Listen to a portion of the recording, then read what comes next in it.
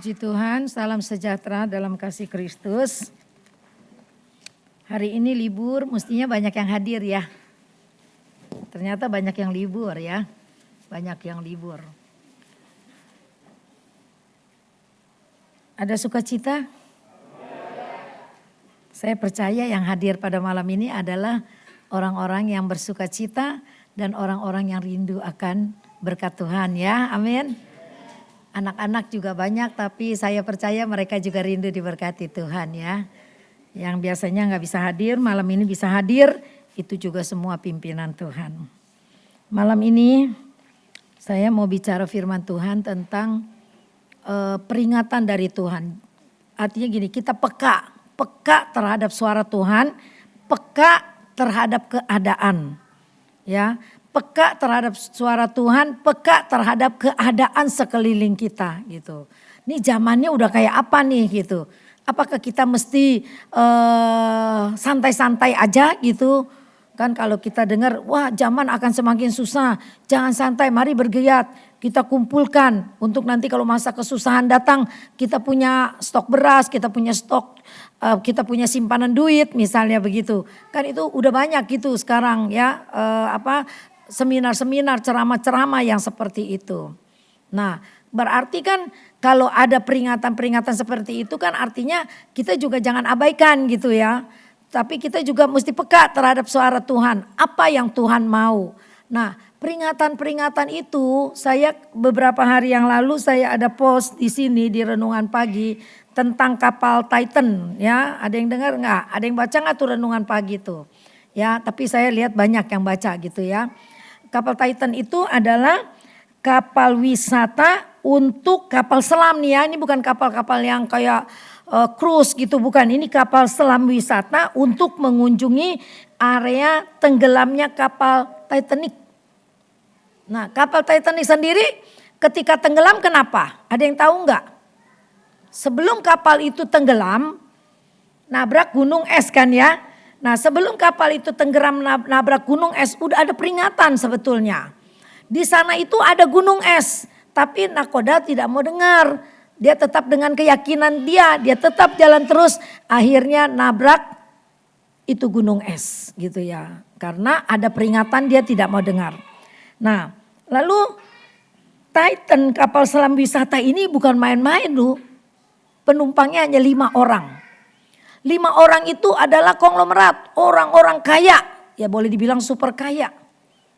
Sekali ngendarain kapal itu aja ke bawah hanya untuk melihat bangkai kapal Titanic itu, coba bayangin. Wisata ke situ. Tadi kami survei nih sama Sam. Saya bilang kalau itu jangan cari jalannya yang susah-susah lah gitu karena kita bawa keluarga. Ya, kalau bisa kalau yang serem-serem tuh udahlah nggak usah, dihindari aja gitu ya. Ini malah nyilem untuk lihat kapal bangkai kapal Titanic itu. Nah, mereka kaya ya. Jadi kapal ini dibangun, dibuat oleh Stockton Rush namanya ya. Pemilik Ocean Gate pada tahun 2018.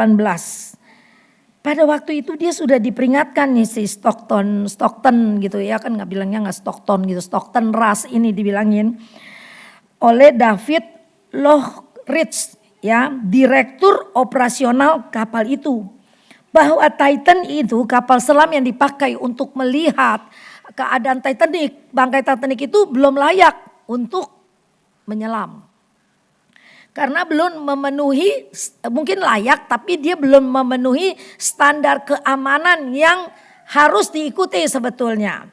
Tapi si Stockton ini dia tidak senang diperingatkan begitu dan dia tidak mau mendengar karena kan dia bosnya dan dia tidak mau mendengar. Malah si David yang memperingatkan dia itu dipecat. Akhirnya dikatakan tadinya kan belum tahu kapalnya tiba-tiba hilang kan. Akhirnya dapat berita kapal itu meledak saat digunakan. 5 orang penumpang termasuk Stockton yang pemilik dari Ocean Gate itu akhirnya dinyatakan meninggal pada tanggal 24 Juni yang lalu. Ya, Diperingatkan tidak mau dengar. Juga kita kan banyak dengar dulu, saya ingat sekali waktu kapal terbang jatuh di Peru, itu heboh banget terjatuhnya waktu itu. Nah itu udah diperingatkan juga, itu pilotnya udah diperingatkan, dia tidak mau dengar gitu ya. Dia tidak mau dengar. Mengabaikan peringatan bisa berakibat fatal ya. Jadi kenapa kita perlu Roh Kudus? Berapa minggu yang lalu saya udah jelaskan. Dulu zaman Bapak dan kita umatnya bisa berhadapan dengan muka. Apalagi Adam dan Hawa kan bisa berhadapan dengan muka dengan muka. Musa juga bisa melihat kemuliaan Kristus, walaupun mereka begitu melihat nggak tahan ya, nggak ada orang yang bisa bertahan di hadapan kemuliaan Tuhan. Kenapa? Karena dia itu terlalu kudus. Kita ini najis. Kita ini rasanya begitu kecil dan sangat berdosa di hadapan Tuhan. Enggak ada orang bisa. Nah itu zaman Bapak. Lalu Yesus datang ke dalam dunia menjelma menjadi manusia. Umat Tuhan waktu itu di negara Israel bisa berjumpa, melayani bersama-sama dengan Yesus Kristus yang adalah Allah Bapa sendiri yang menjelma menjadi manusia. Untuk dia merasakan keadaan kita di dalam dunia ini seperti apa. Itu yang disebut zaman anak. Zaman anak sampai kepada Yesus Kristus mati di atas kayu salib dan dia terangkat ke surga. Dikatakan kita tidak ditinggalkan sebagai yatim piatu, tapi dia kirim penolong yaitu Roh Kudus. Nah kita sekarang ini hidup di zaman akhir, dikatakan zaman Roh Kudus.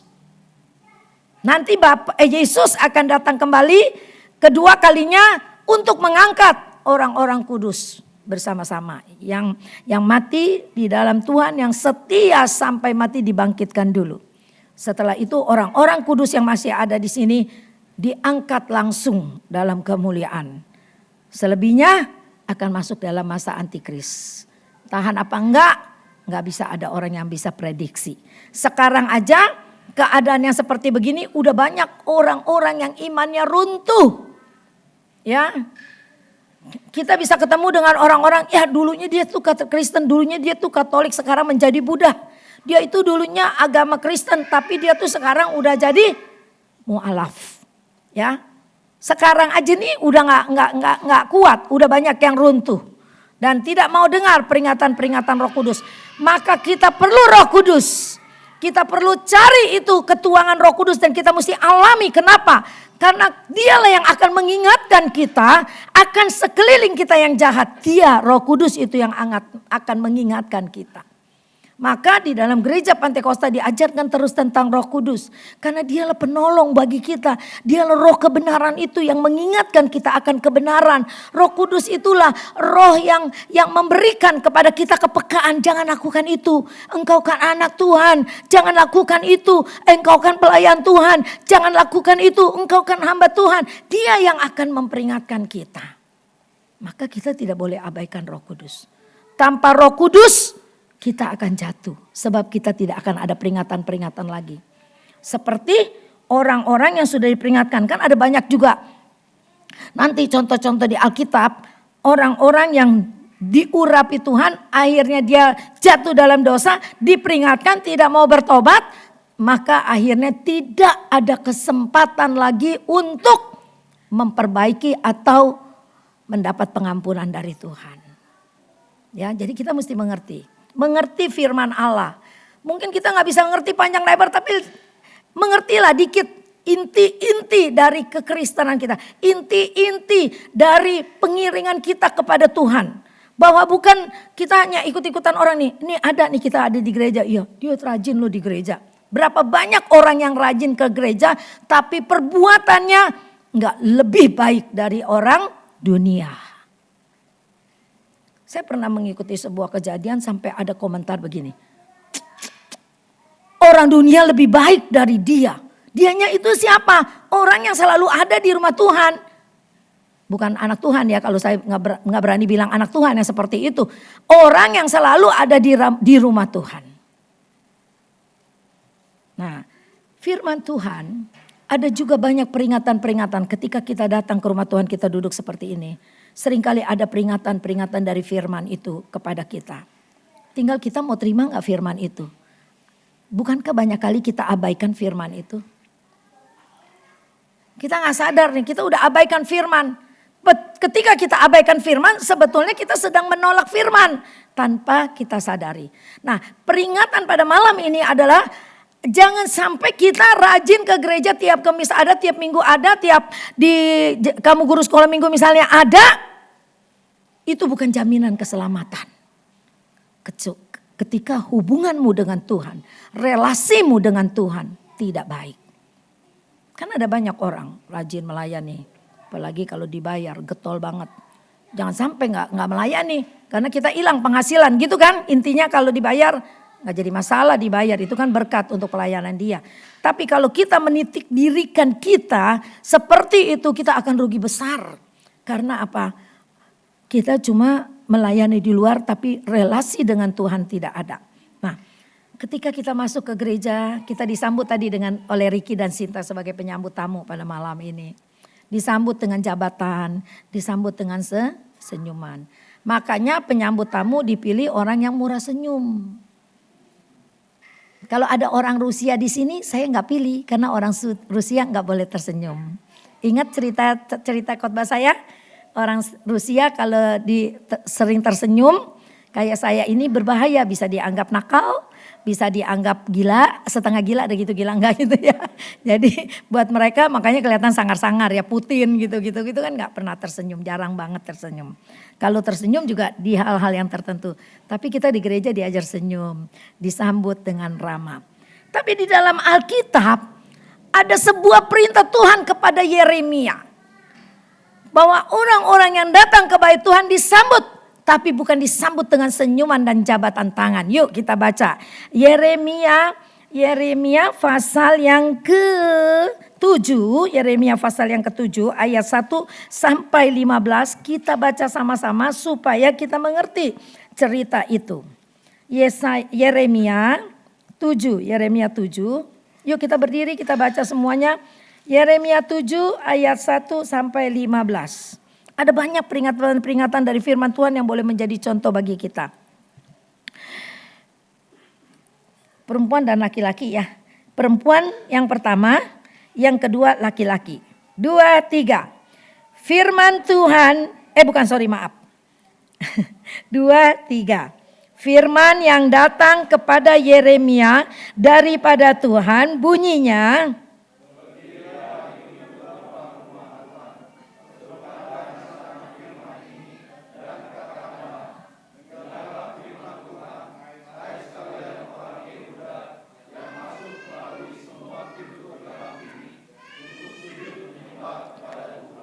beginilah firman Tuhan semesta alam Allah Israel, perbaikilah tingkah lakumu dan perbuatanmu, maka aku mau diam bersama-sama kamu di tempat ini.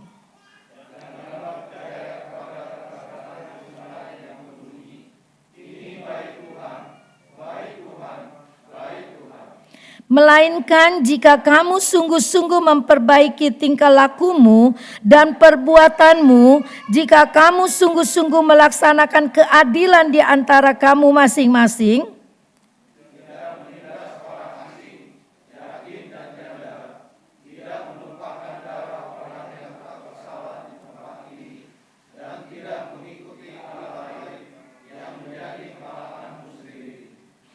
maka aku mau diam bersama-sama kamu di tempat ini, di tanah yang telah kuberikan kepada nenek moyangmu dari dahulu kala sampai selama-lamanya.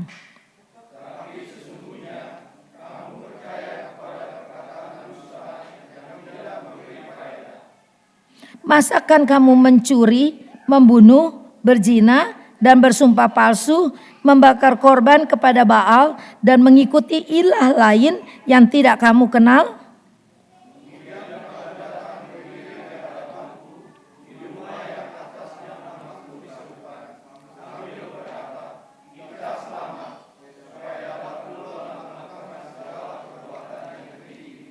Sudahkah menjadi sarang penyamun di matamu rumah yang di atasnya namaku diserukan ini? Kalau aku sendiri melihat semuanya, demikianlah firman Tuhan.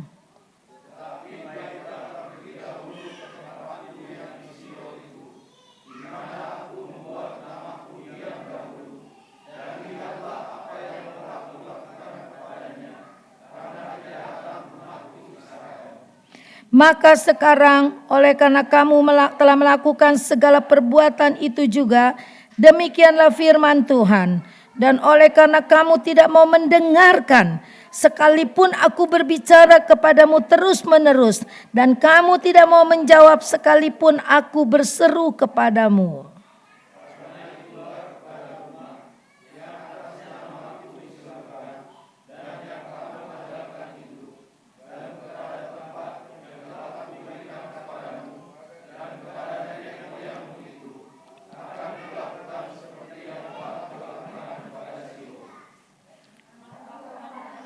Kamu dari hadapanku seperti semua saudaramu, yakni seperti keturunan Efraim telah kulemparkan. Silakan duduk.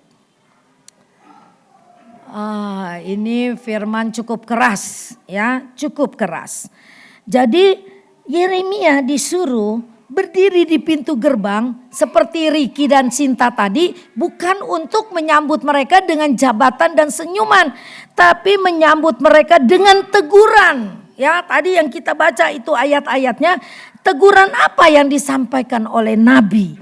Umatnya diperingatkan hendaknya tidak berasumsi bahwa keberadaan bait Allah menjamin keselamatan mereka meski mereka berbuat dosa. Jadi mereka tuh ada indikasi seperti ini. Tetap berbuat jahat tapi tetap ke bait Allah dan mereka pikir itu tetap selamat. Maka juga ada pengajaran-pengajaran yang sesat yang mengatakan selamat tetap selamat sekalipun kamu berbuat dosa. Karena kamu sudah diselamatkan di atas kayu salib. Itu pengajaran yang salah. Karena dia tidak kaitkan lagi dengan ayat yang mengatakan kerjakanlah keselamatanmu dengan rasa takut kepada Tuhan. Berarti pertobatan itu setiap hari. Bukan berarti hari ini aku bertobat, aku terima Yesus, aku bebas selamanya. Walaupun aku berbuat jahat. Aku kan sudah percaya kepada Tuhan. Ternyata belum. Kerjakanlah keselamatanmu dengan rasa takut dan gentar kepada Tuhan. Itu berarti setiap hari dalam kehidupan kita harus ada pertobatan. Karena setiap hari kan kita berdosa. Banyak hal yang kita lakukan tadi di awal saya katakan pendahuluan. Kita bilang ya saya percaya kepada Tuhan. Tapi kita menolak firman yang mengatakan kalau pipi kananmu ditampar berilah pipi kiri, kamu ditampar beri pipi kanan. Mana mau ada orang begitu, betul gak? Orang tolol kalau orang dunia bilang, orang tolol yang seperti itu. Nah tapi kalau firman Tuhan mengajarkan begitu artinya ada orang yang menyakitimu tidak usah balas menyakitimu. Tapi tetap mengasihi dia sampai akhirnya dia malu sendiri dan bertobat. Itu yang Tuhan ajarkan tentang kasih kepada kita gitu ya. Nah tanpa kita sadari kita menolak firman. Nah ini di sini juga begitu teguran-teguran itu di ayat 48 dan 10 itu disebutkan dosa-dosa apa saja yang mereka lakukan. Tadi apa ayat 4 dikatakan, janganlah diperingatkan ya ayat 4. Janganlah percaya kepada perkataan dusta yang berbunyi ini bait Tuhan. Bait Tuhan.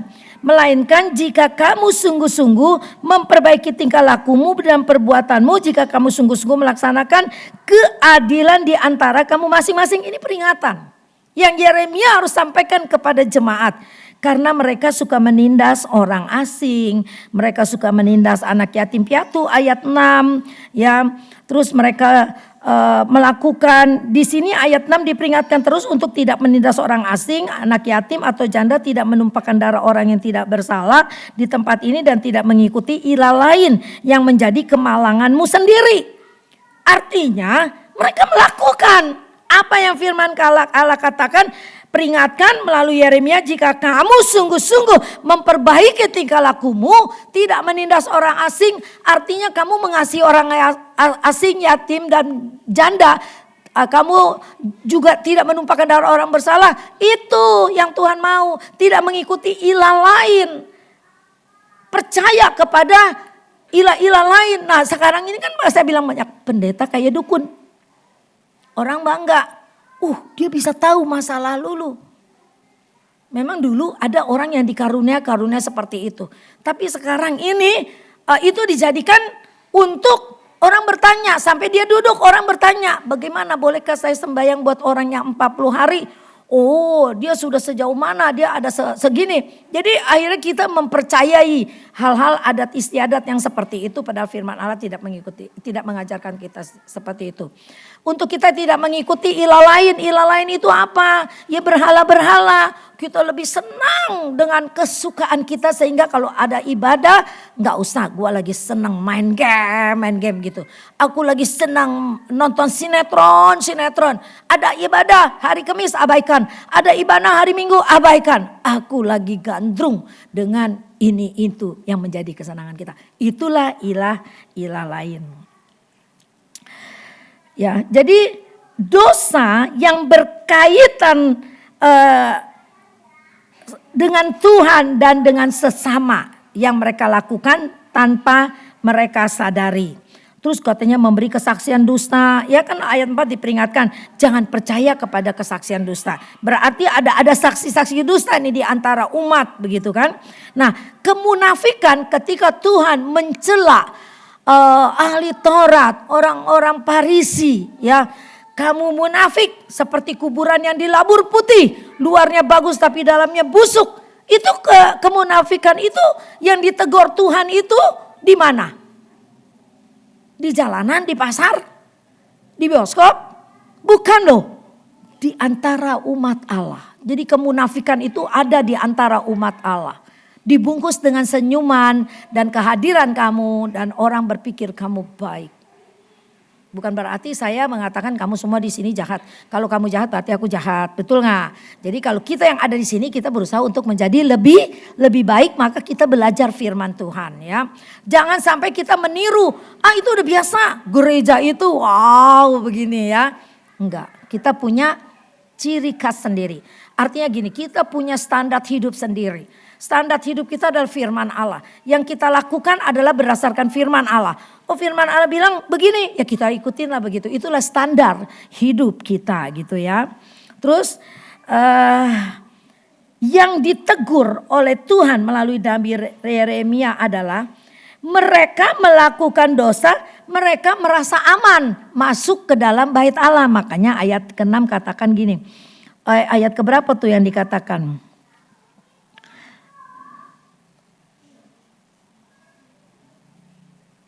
Nih ayat 9 dan 10. Masakan kamu mencuri, membunuh, berzina dan bersumpah palsu, membakar korban kepada Baal gitu ya. Bukan membawa persembahan kepada Tuhan tapi membakar korban kepada Baal, artinya berhala.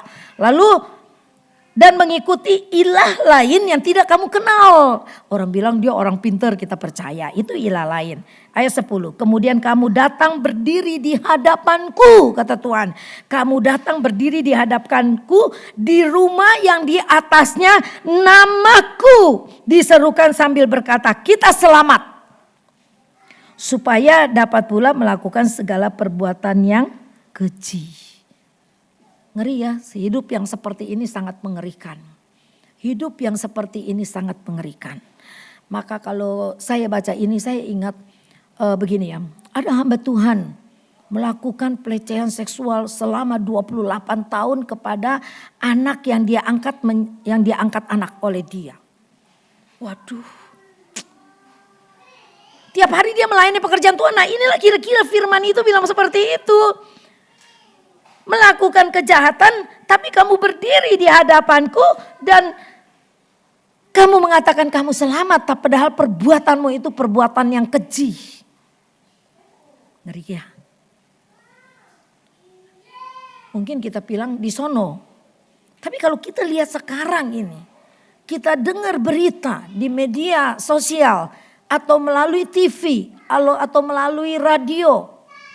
Kita lihat siapa itu yang melakukan penyiksaan kepada anak GP Ansor. Orang Kristen. Yang disebutnya orang Kristen. Dia melakukan penganiayaan dengan bangganya. Divideoin oleh temannya. Bahaya ya kita hidup seperti itu. Makanya firman Tuhan kalau datang dan kamu menyimak benar-benar, sebetulnya selalu ada peringatan-peringatan dari Tuhan.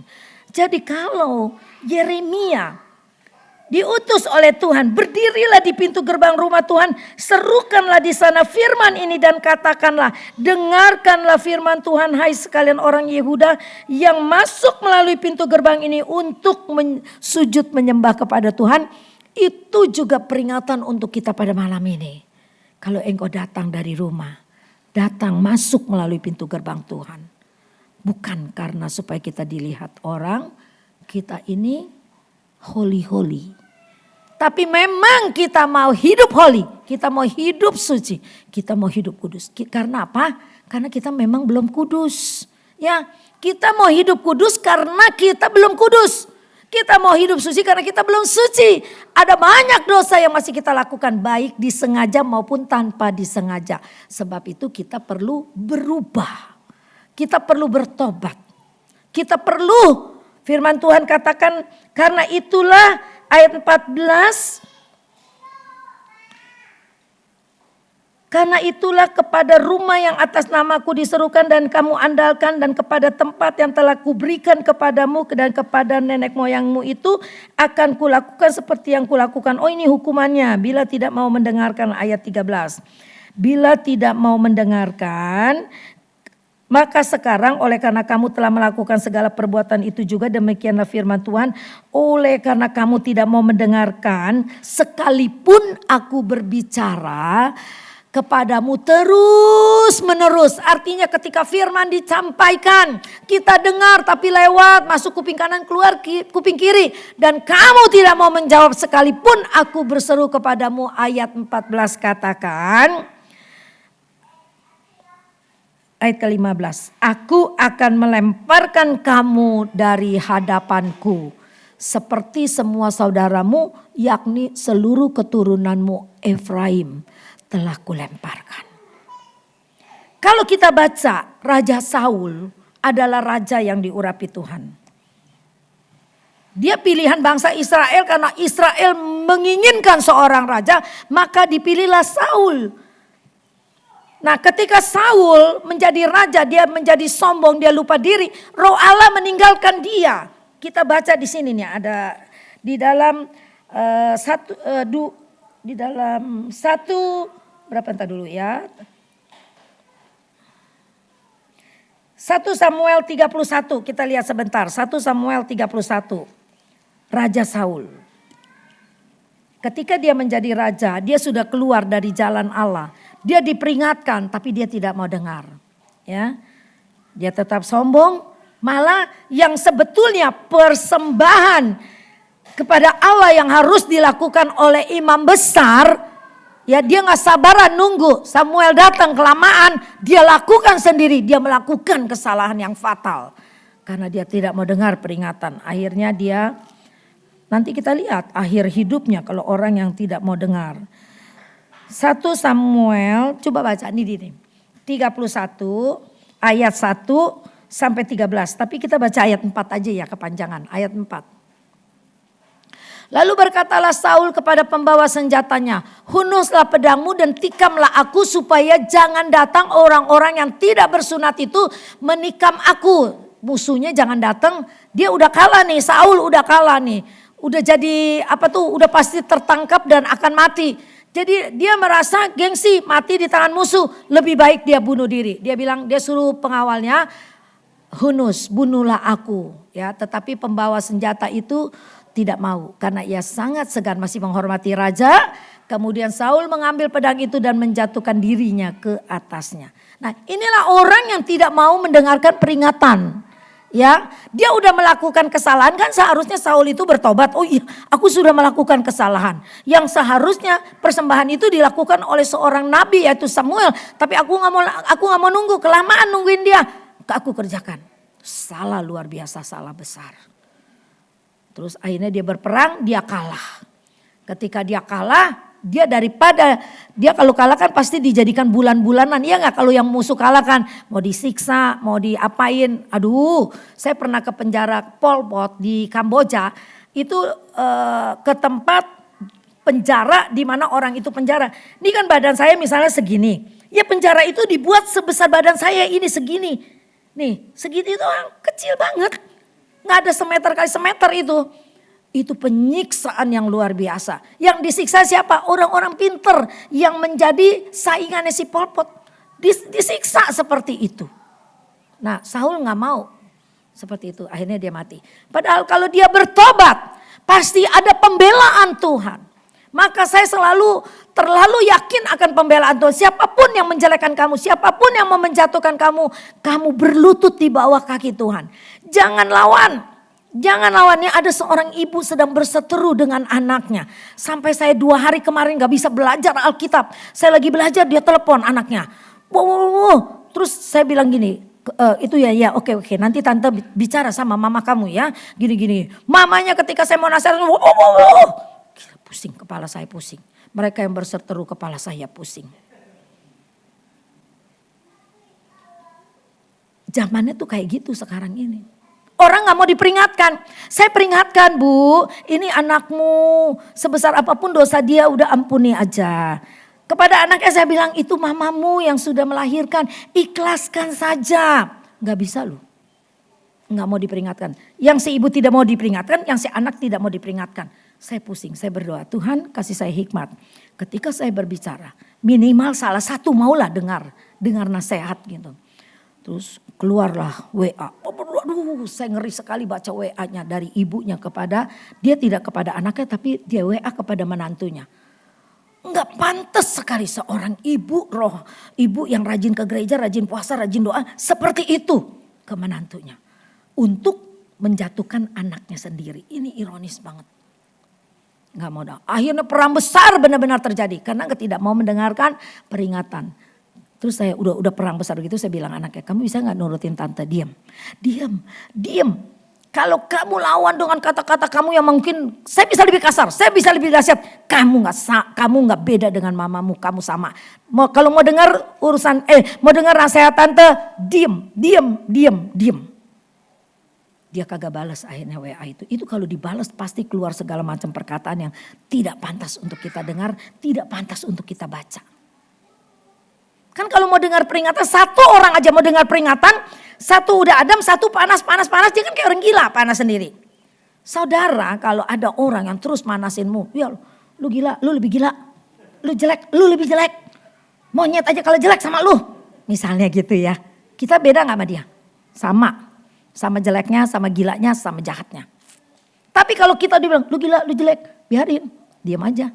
Yang lama-lama jelek, dia. Bukan kita, kalau kata orang Jakarta mah ya, dia yang jelek, dia yang gile gitu. Kita tetap baik. Maka kalau ada peringatan kita harus aware. Kita harus bertobat. Kita harus, iya Tuhan aku udah di jalanku yang salah. Bertobat. Petrus kesalahannya fatal gak kira-kira Petrus? Petrus murid Tuhan. Yang dia melihat begitu banyak mujizat. Dan dia juga melihat bagaimana Tuhan itu penuh kasih. Tuhan yang benar-benar luar biasa. Tapi ketika dia mau ditangkap. Kamu kan pengikutnya. Kenal aja, enggak aku menyangkal. Tapi ketika dia sadar perkataan Tuhan. Tuhan bilang nanti. Tuhan kan dia pernah bilang begini ya. Biarpun semua orang meninggalkan kamu gitu kira-kira gitu ya. Aku tidak akan meninggalkan kamu. Janji-janji tinggal janji ketika ada bahaya di hadapan mata. Aku tidak kenal. Siapa itu Tuhan Yesus? Dia gak kenal.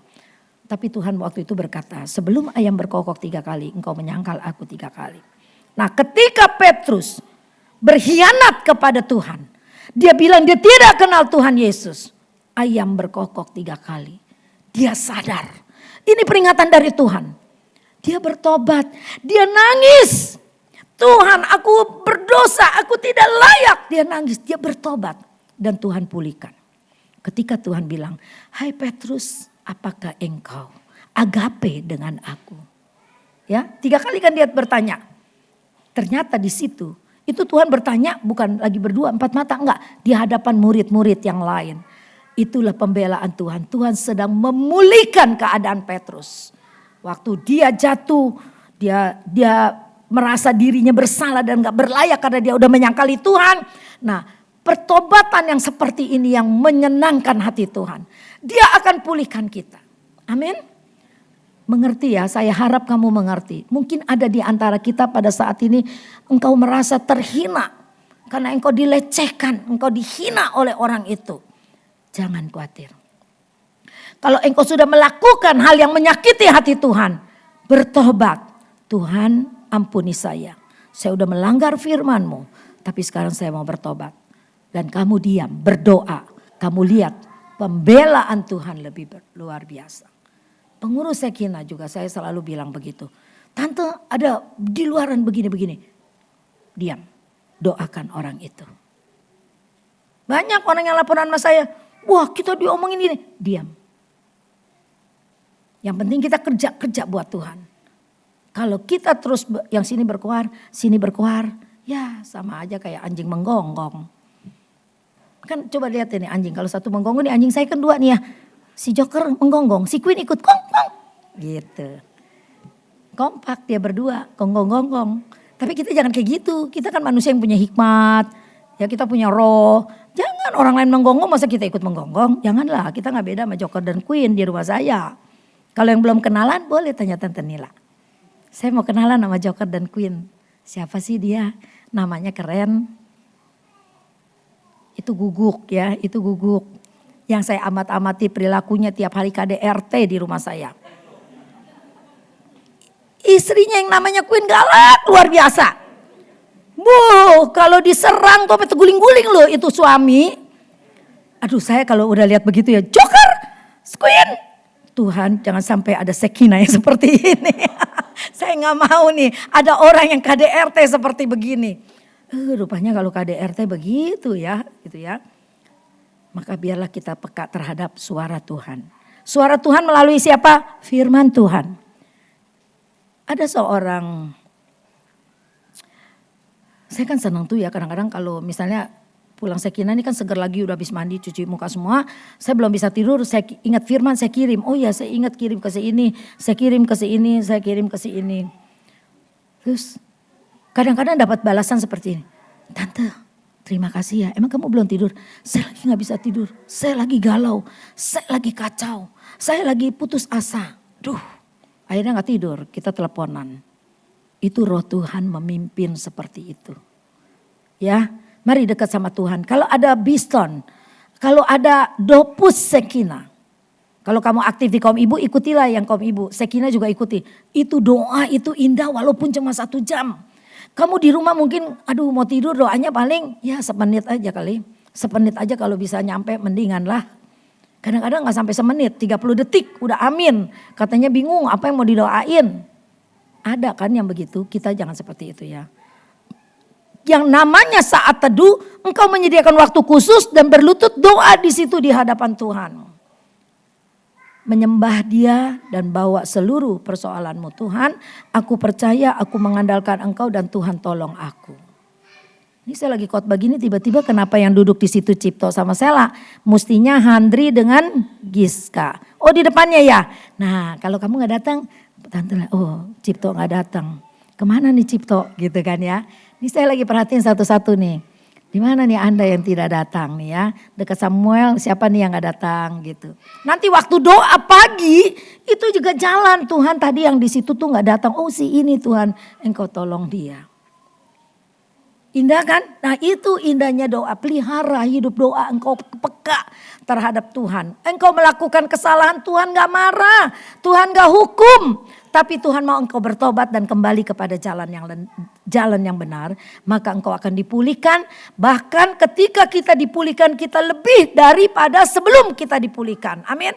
Percaya seperti itu ya. Karena sebelum dipulihkan kamu tidak mengerti firman Tuhan. Kamu melakukan dosa, kamu berbuat salah. Terus kamu sadar, kamu bertobat. Ya Tuhan aku salah, dipulihkan Tuhan.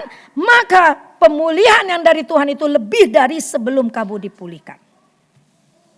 Kenapa bisa berani ngomong keras begitu? Karena saya mengalami seperti itu. Ya, pemulihan dari Tuhan itu sangat indah. Nah, hal yang paling berbahaya bagi kehidupan seseorang adalah bukan saat ia kehilangan uang, harta, jabatan, teman, bukan. Hal yang paling berbahaya dalam hidupmu dan hidupku adalah ketika Roh Allah meninggalkan kita. Raja Daud dosanya luar biasa. menjadi dalang pembunuhan. Karena dia menaruh Uria di barisan paling depan dalam sebuah peperangan dengan harapan Uria mati. Ternyata Uria memang mati. Jadi siapa dalang itu? Uria. Dia menjadi mastermindingnya pembunuhan Uria. Walaupun kelihatannya dia mati di medan perang. Tapi sebetulnya ada niat. Di situ kita udah menjadi seorang pembunuh. Dan Raja Daud ketika dia banyak benar kesusahan, dia menjadi ketakutan. Dan dia berdoa, jangan ambil rohmu daripadaku. Nah ini orang yang sudah berbuat dosa, tapi dia sadar dia sudah melakukan. Dan dia bertobat, jangan ambil rohmu daripadaku Tuhan. Dan orang yang begitu jahat itu, Tuhan bisa bilang begini loh, Daud orang yang berkenan di hatiku. Karena apa? Karena dia bertobat. Dia mau berubah. Dulu ya mungkin Tuhan juga sebel sama dia nih. Orang ini luar biasa si Daud ini nih. Padahal aku udah pilih dia nih. Dia orang pilihan aku tapi dia kok berbuatnya kayak begitu. Istri orang diambil malah merencanakan pembunuhan. Tapi ketika dia sadar ada kepekaan. Tuhan jangan ambil rohmu daripadaku. Akhirnya hidupnya dipulihkan. Dan Tuhan berkata, Daud adalah orang yang berkenan di hatiku. Amin ya. Biarlah kita nih mengiring kepada Tuhan. Usahakan agar hidupmu seperti pengakuan Tuhan kepada Raja Daud. Tuhan berkata, Nila engkau berkenan di hatiku. Jadi tujuan kita untuk menyenangkan hati Tuhan ya. Puji Tuhan, firman Tuhan saya tidak panjangkan.